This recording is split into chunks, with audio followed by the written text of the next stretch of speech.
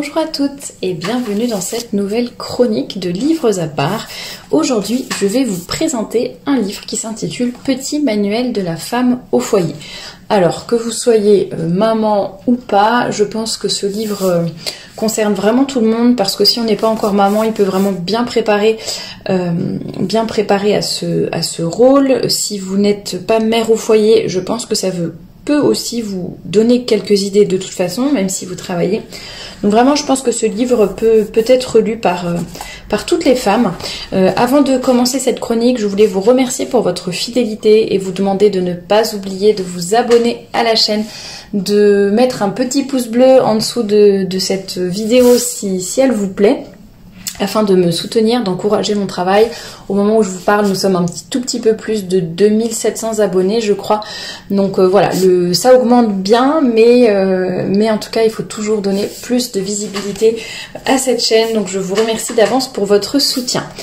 Alors, ce petit manuel de la femme au foyer, écrit par Brigitte Jacquelin, paru aux éditions du Ceinturion, je crois qu'il date de 2018, si je ne me trompe pas, je crois que c'est ce que j'avais lu. C'est ce que j'avais lu il y a... Ah non, avril 2017, pardon. Donc il est quand même assez récent. C'est un petit livre qui fait environ 115 pages, qui se lit vraiment très facilement. Je crois que je l'ai lu d'une traite, quasiment d'une traite. Il est vraiment très bien fait, très pédagogique et assez complet finalement. Alors c'est vrai que ce qu'on pourrait presque reprocher, c'est que ça peut paraître presque trop simple ou trop rapide. Disons que les thèmes abordés forcément en 115 pages avec ce format-là, c'est abordé assez rapidement. Mais je pense que ça donne quand même une bonne idée. Disons qu'on survole toutes les périodes de l'enfance et beaucoup de sujets dont je vais vous parler après.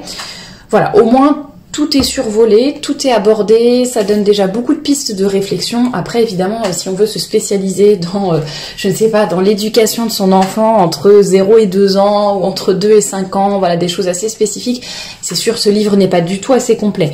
Mais voilà, pour les femmes qui hésitent à rester dans leur foyer, qui hésitent à quitter leur travail, pour celles qui sont au foyer, mais bon, voilà, ont un petit peu besoin peut-être de petites astuces, ou les jeunes mariés qui veulent un petit peu connaître toutes les, on va dire, les choses principales à savoir avant d'accueillir des enfants.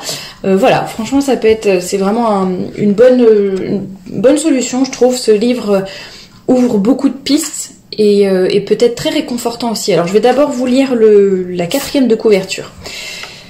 Un livre à mettre entre les mains de toutes les femmes actives, 3 petits points, actives à l'édification du bonheur de leur famille. Parce que c'est vrai qu'on a tendance, bon, ça c'est pas la 4e de couverture, c'est moi qui le dis, mais c'est vrai que l'on a tendance un peu à dire que voilà, les femmes au foyer ne font rien, que être femme au foyer ce n'est pas un travail, que voilà, on oppose souvent, on dit un petit peu les femmes actives pour celles qui ont un emploi rémunéré, et par contre les femmes au foyer, voilà, ça veut dire les femmes inactives. Donc là, l'auteur réagit en disant les femmes actives à l'édification de leur famille, du bonheur de leur famille. Les défis d'une mère au foyer sont nombreux. Comment surmonter avec énergie et amour les épreuves du quotidien? Comment rester pleinement épouse tout en exerçant efficacement ses responsabilités de mère? Comment éduquer au mieux ses enfants dans leur singularité, des premières semaines à la période de l'adolescence et au départ du foyer? Maison, repas, école, loisirs, argent, travail, vie conjugale. Le petit manuel de la vie de la femme au foyer donne tous les conseils concrets pour faire grandir la joie et l'amour en famille. Brigitte Jacquelin est mère de 7 enfants. Après avoir travaillé dans un cabinet d'avocats puis une banque, elle décide avec son mari de se consacrer à leur famille. Elle est présidente de l'Union nationale des femmes actives au foyer et foyer. Voilà, donc comme je vous l'ai dit, édition du Ceinturion, il coûte 9,90 €. Alors pour vous parler un peu de la table des matières, alors c'est du coup j'en profite pour vous dire ce que j'ai vraiment aimé dans ce livre. C'est qu'on parle d'abord, d'ailleurs le premier chapitre s'intitule « Vous ». Vous, parce qu'en fait, mère au foyer, on n'est pas juste maman. Voilà, donc d'abord on parle de vous, la femme. Ensuite c'est lui, donc le mari. Ensuite c'est vous deux, le couple. Ensuite c'est votre famille.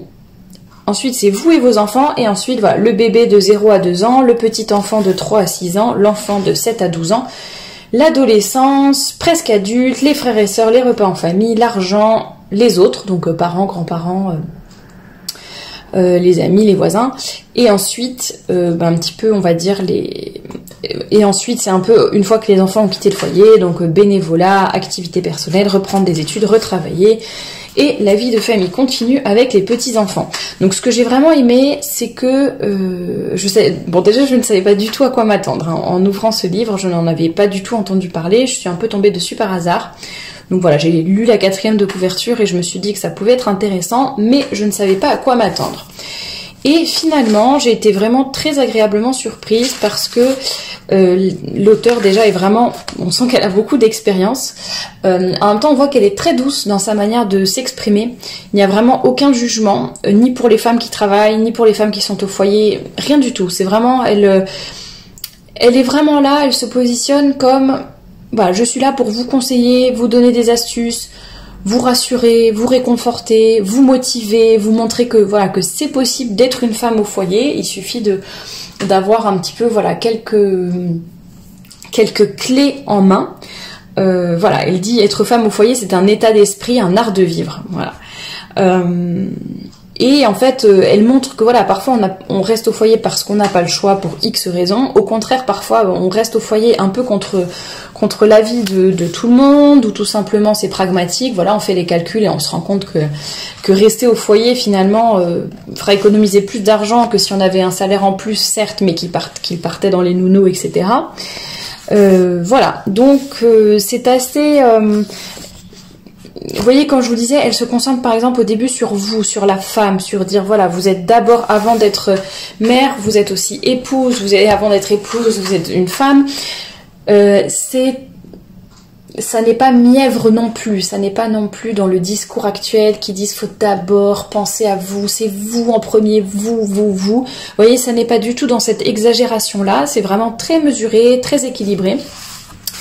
Et dans chaque chapitre, il y a toujours ce qu'elle appelle magique, c'est un peu la petite astuce qu'elle donne, et une autre qui s'appelle c'est encore mieux en le disant.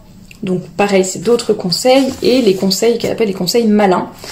Voilà. Et sinon, voilà, il y a tous les chapitres, elle donne vraiment beaucoup de conseils, donc en femmes, par rapport au mari, par rapport au couple en lui-même.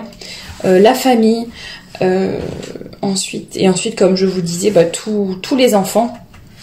Et elle parle un petit peu de ce à quoi il faut faire spécialement attention selon les âges. Alors comme je vous le disais, bien entendu, ça n'est pas exhaustif, ça ne permet pas d'approfondir tous les sujets, mais vraiment ça donne une piste de réflexion et ça aide un peu à voir les choses, comment dire, peut-être à dédramatiser un petit peu pour celles qui ont peur d'être mère au foyer, qui ont peur de s'ennuyer, qui ont peur de ne pas savoir comment gérer les enfants, qui ont peur tout simplement voilà de ne pas savoir comment s'y prendre de façon générale. Ça peut être vraiment un bon ouvrage pour débuter. Même si voilà, la réserve que je mets, enfin qui n'est pas une réserve, voilà, l'ouvrage n'est pas là pour ça, mais en tout cas ça ne sera pas beaucoup approfondi, mais en tout cas c'est très intéressant. Il se lit facilement, comme je le disais, voilà, il y a beaucoup de pistes. Alors par contre c'est vrai que c'est un peu dommage qu'il n'y ait pas une bibliographie ou justement des pistes de lecture pour approfondir davantage, mais en tout cas c'est déjà pas mal. Pour celles qui avaient suivi, alors je ne sais plus si j'ai fait une chronique de livre dessus, mais je ne crois pas. En tout cas, j'en ai fait un article sur le livre d'Oli Pierlot qui s'intitule Petit manuel de survie d'une mère de famille. Garder sa maison en ordre et son âme en paix, si je me souviens exactement du titre. Et voilà, donc ce livre-là d'Oli Pierlot est beaucoup plus concret, il donne vraiment des astuces pratiques, des tableaux, des plannings, etc. Donc on rentre vraiment davantage dans le vif du sujet, mais le petit manuel de la femme au foyer de Brigitte Jacquelin n'a pas cette fonction-là, mais n'est pas négligeable pour autant. Voilà, si vous voulez commencer à aborder le sujet, moi je trouve que c'est vraiment un livre super chouette. Donc il y a quand même des conseils pratiques, hein. Il y a même des conseils très pratiques, mais peut-être pas aussi poussés que dans le livre d'Oli Pierlot. Je vous mettrai de toute façon le lien en barre d'infos pour ce petit manuel et pour le manuel de survie d'Oli Pierlot si ça vous intéresse également, et de l'article que j'en ai fait. Si j'ai également écrit un article sur ce petit manuel avec plusieurs extraits du livre, si cela vous intéresse, si il est déjà publié au moment où je publie ce podcast, je vous le mettrai également en barre d'infos, sinon ça ne saurait tarder de toute façon. Comme d'habitude, voilà le lien pour acheter le livre. N'oubliez pas que cela soutiendra Livre en Famille, qui est donc une librairie catholique en ligne. Voilà, vaut mieux les soutenir que soutenir Amazon, n'est-ce pas? Et ça me soutiendra moi également, puisque je touche une petite commission lorsque vous achetez un livre sur Livre en Famille en venant depuis mon blog. Donc voilà pour ce livre. N'hésitez pas, si vous l'avez déjà lu, si vous avez des retours, ou voilà, si vous l'achetez une fois que vous écoutez ce podcast, dites-nous ce que vous en avez pensé, tout simplement. C'est toujours intéressant d'avoir plusieurs avis sur un même ouvrage. Et n'hésitez pas à me suggérer également des lectures, parce que c'est ça qui me fait découvrir de nouvelles choses. En tout cas, merci beaucoup pour vos commentaires, pour vos suggestions, et je vous dis à bientôt pour une nouvelle chronique.